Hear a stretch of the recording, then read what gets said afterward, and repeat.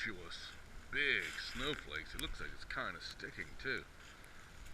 I just looked out the window 10 minutes ago. Man, it's almost like a mini blizzard out here. Of course, those do look like snow clouds up there. And they just popped up out of nowhere. They were talking about it in the weather forecast, but I thought it would be earlier. So here's our mini snowstorm. Wow, it didn't take long for that to get down there.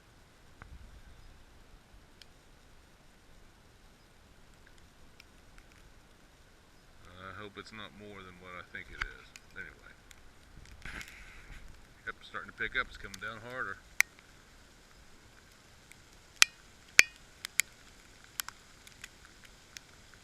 Man, look at that.